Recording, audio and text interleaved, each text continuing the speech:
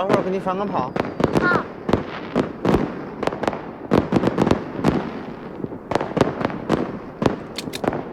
看好了。嗯。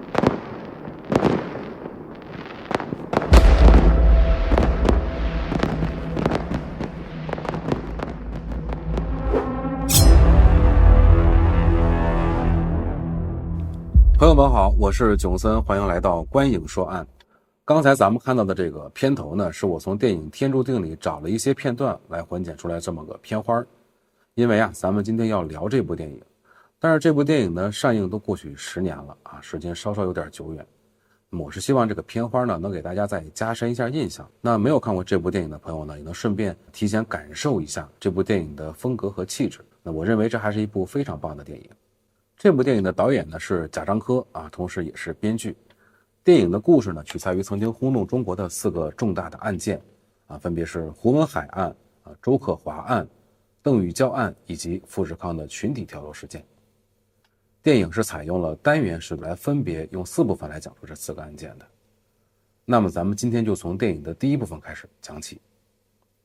电影的第一部分，这个角色的名字呢叫大海，扮演者是姜武，他对应的就是这个现实中的胡文海。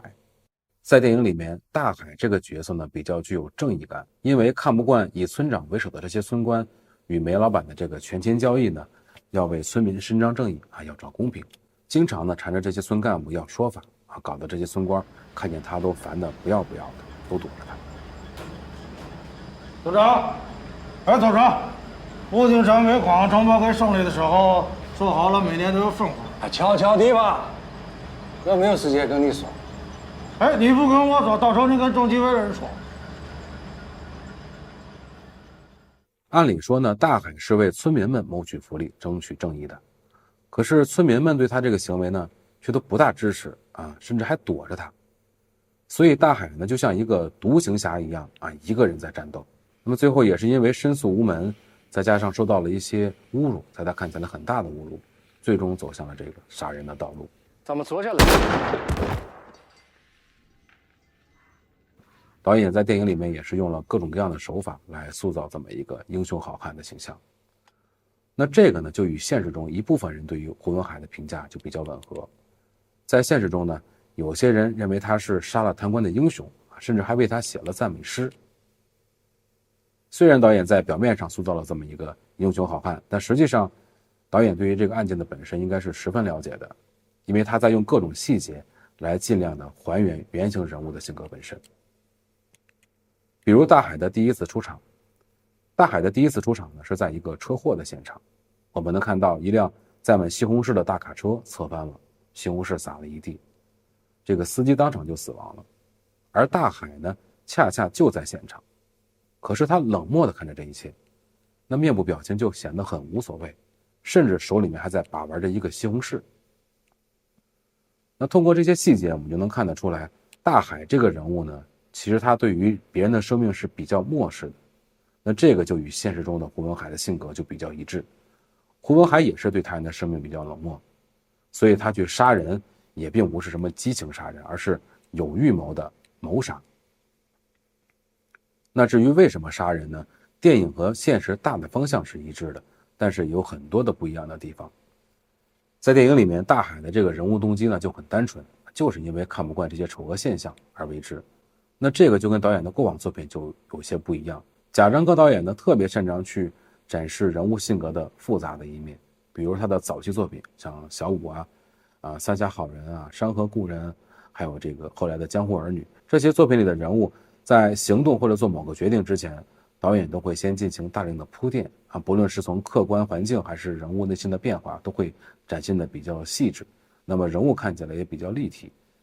但是在这部电影里面呢，我们能得到的人物的动机信息其实并不多。比如大海，首先这个人物出场就自带英雄气质，人物的目标就很明确，就是举报，举报受阻了又被欺负，就直接动手杀人了。这个导演给的是非常的干脆和直接。我觉得一方面是因为篇幅有限，因为这部电影是4部分吧，这每部分时间并不长，不便展开太多，这反倒让我们可以更加的聚焦事件本身。另一方面呢，我觉得导演是在刻意的比如通过造型道具还包括背景音乐来故意的塑造这么一个相对来说比较脸谱化的一个英雄侠客的形象。电影里面这个大海啊，到处跟人说要去举报，甚至要去中纪委告他们。反正比我，等我到了北京找到中纪委，让村长和那焦老板一起去二井拉沙子去。就怕你还没拉到了太远，就让村长人把你给羞瘪了。老子这几年。请注意这句话，这句话我在第一次看这部电影的时候呢，其实并没有特别的在意，但实际上这句话呢，恰恰就点明了现实中这个胡文海案的根源。那我们现在来先简单的梳理一下这个胡文海案的大概的情况。胡文海案的发生的时间呢，是在2001年的10月26日的晚上，因此也叫1026大案。发生的地点是在山西省晋中市榆次区乌金山镇的大峪口村。整个案件过程呢，是胡文海持枪杀人连续作案，一共杀死了8男6女14个人，并且造成了2个人的重伤和1个人的轻伤。整个的作案过程，胡文海是十分的冷静而且冷血。笑着跟他说，你想想，当时我已经杀来10几个人来，还能笑着的说话，你想想，我就那肯定也平静了，相当平静，我心里相当静下来。所以说，从始至终相当清楚。这14位死者当中，年龄最大的已经71岁了，最小的仅仅只有11岁。一个11岁的孩子能跟他有多大的仇恨，以至于让他下了杀手呢？来，我们看看他本人是怎么说的。我怕大的报复啊，这就不行了。报复你？哎，对，那个小都没啥，那太小，他大了我孩子也大了。说的多赤裸裸呀，就是怕他家孩子长大了被别人家孩子欺负。在他的眼里，只有他自己家孩子的命是命，别人的生命那都不值一提。所以我就特别不能理解，这网上有很多赞美胡文海的视他为英雄的，甚至还给他写赞美诗的这些人，难道仅仅是因为胡文海杀的人里面有贪官，就可以忽略掉那些被他杀死的无辜的人吗？包括老人和孩子。这些受害人大部分呢都是他的这个乡里乡亲和街坊邻居，但是有2位并不是。这2位呢，一位叫安增玉，一位叫郭建勇，他们是从河北来榆次买苹果做生意的，当时是寄宿在亲戚胡三季家。可以说这2个人跟胡文海其实是素不相识更别说有什么深仇大恨了。可是依然惨遭了毒手。案发当晚，这2个人正在屋里看电视呢，胡文海来到胡三季家，敲碎窗玻璃，2枪就把这2个人给杀了，然后又去杀了这个胡三季和胡三季的儿媳。是什么原因导致他这种无差别的杀人呢？根据山西省高级人民法院刑事裁定书2002进行一中字第23号文件中胡文海的供述呢，这件事的直接导火索还得追溯到1999年，也就是案发前2年的6月19号。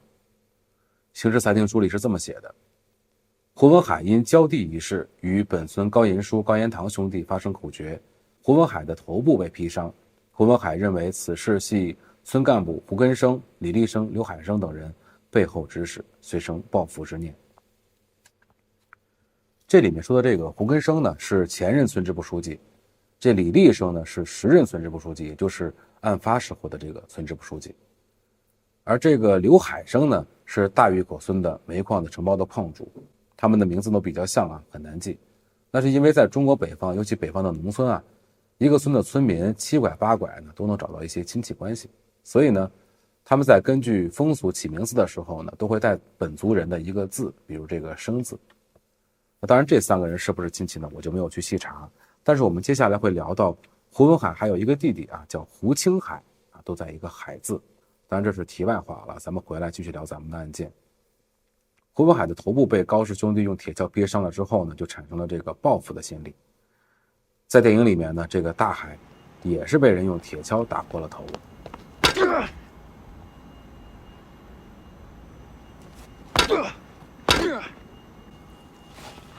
小白，你那是打高尔夫了？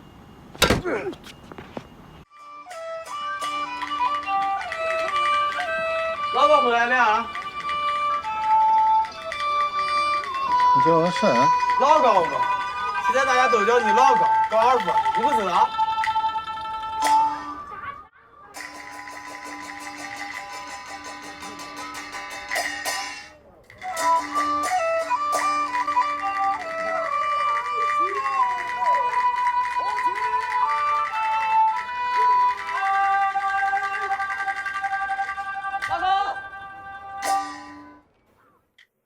一边是高氏兄弟，一边是高尔夫。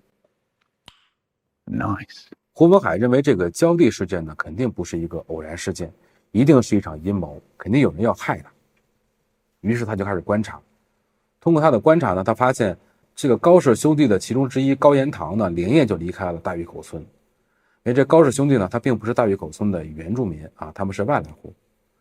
高延堂走了之后呢，他就开始观察这个高延书，可是观察了3天也没有发现什么不对。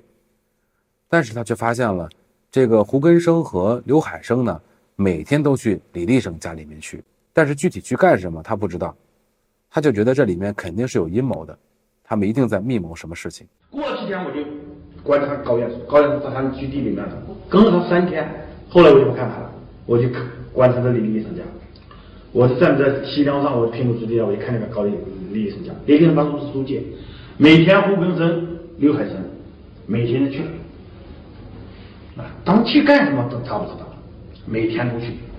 他们在煤矿上人也多哈，他们在一块倒歇了，就有人就是煤矿上的人，说我父亲说了，他不是因为这个高彦书跟高彦堂这个跟他兄弟打架那个事儿，他就说我父亲说他打的不对，后来我父亲把那个当初翻换那个人，还有第三者。说是倒歇了那个人都叫的，然后三叉对面还跟他说了，还跟他对过这个事儿，澄清过这个事儿，没有这样的事，没有这样的事儿。他还这么看？哎，只是现在我都想不通他跟我有什么扯，这是事后以后，这就是说，出现的不是发生事故以后，这不是就把这个事，他说。当时那个高山那大塔，高延书大塔是我在里头指示的了，哎，他就认为这个，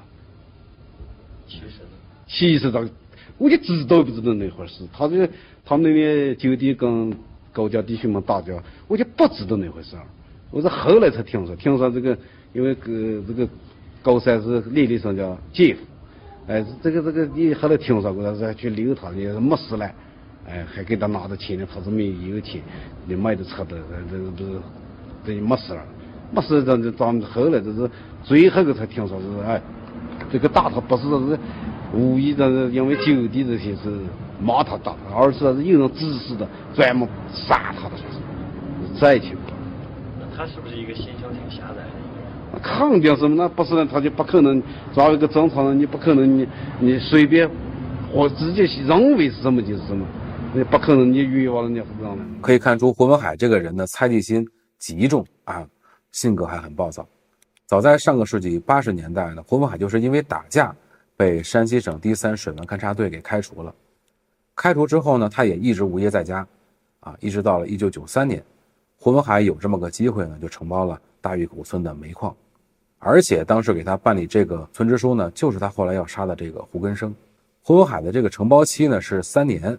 3年期到了之后，哎，他又多承包了2年，而且这2年呢还是免费的，等于他前后承包了5年煤矿。我们都知道这个煤矿的利润是很大的，所以他就成为了当地最早富裕起来的一批人之一。到了1998年，这个煤矿的承包政策呢改为了公开招标，而且这一年的煤炭价格已经远远高于93年他承包煤矿时候的那个价格了。可是胡文海还想用当时的那个价格去竞标，所以就竞标失败了。煤矿的承包权呢就被同村的村民刘海生拿到了。又过了3年，就到了2001年，也就是案发的这一年，这个煤矿又要公开招标了。胡文海这次做了万全的准备啊，并且在原定的保证金上面还又多准备了3万块钱，就志在必得。可是依然竞标失败了，他就认为这里面肯定是有猫腻的，一定是这个村支书李立生啊，对，这个时候的村支书已经换成了李立生。肯定是李立生和刘海生2个人联手暗箱操作，故意不让他承包的。还有再想起2年前的这个浇地事件，胡文海就认为这些人都是跟他寸心过不去，所以呢，他就起了这个杀心，并且他把动手的时间定在了当年的大年30的晚上，他打算春晚一开始就动手杀人。为什么要选这一天呢？那是因为咱们中国人的传统啊，过年都是要回家团聚的嘛，这一天人是最全的。也就是说，胡文海要杀的不仅仅是高延堂、高延书2兄弟，也不仅仅是胡根生、刘海生、李立生这几个人，在他的这个死亡名单上面，居然多达45人。第一个是胡真是第一家杀他，李立生，因为是以他们胡根生、李立生、刘海生这3个为首的指使的我闹的，他三家是全杀，他老婆、他的2个子女，胡根生2个儿子全干，李立生家大都全干，那么3家，还有胡三吉家，激进他家。有没有那种侥幸心理？就是没有这事儿就好了。哎，那我是准备好，真正原因就是准备明年重新返回来才杀。为什么要杀这么多人呢？都跟他有仇吗？胡文海在被行刑之前，媒体南风窗对他有过这么一段采访，在采访里面，胡文海是这么说的，他说乌金山镇销售公司有个经理叫贾润全，贾润全曾经向反贪局举报大峪口村煤矿3年少报了5万吨的产量，并且偷税漏税100多万，少交管理费25万。而且贾润全在举报之前呢，找过胡文海来商量，胡文海又联系起之前的焦地事件啊、承包煤矿的事件，他就认为这些被举报的这些人一定是认为是他胡文海指使贾润全去举报的，所以这些人要报复他，害他。他把一件事呢跟另外一件事联系起来，然后通过这些事联想到一些人，认为这些人呢都是要害他，所以呢他就要先下手为强，要把这些人都杀了，这就是他的逻辑。胡文海有了这个杀人的想法之后呢，不久他又拿到了1992年到1993年的煤矿工人的工资表，通过这个工资表呢，胡文海倒推出一个数字，他就认为这些人这几年至少贪污了500多万，这就让胡文海呀又暂时放下了这个杀人的念头。在采访里面，胡文海自己是这样说的：通过查账，我发现他们这几年至少贪污了500万，看见他们贪污了这么多，我就不想陪他们一起死了，我要通过正当渠道告他们。之后胡文海又挨家挨户的跑，找了121个人给他联合签名，这些人里面有村干部，有普通的村民，还有党员。但事后呢，通过办案人员以及这个记者的走访才知道，这些签名的人啊，都是比较了解胡文海的为人的，怕给自己身上惹上麻烦，实在躲不开了，不得已才签的名。这个就跟电影里面展现的就比较像啊，电影里面也是，大家看到胡文海都躲得远远的。那你给我说说快点，你跟村长你们俩收了多少贿啊？收了多少贿啊？师傅，停气了，不是，你给我说说，你收了多少贿啊？开门。你们这些小鬼儿，比村长交上厉还会。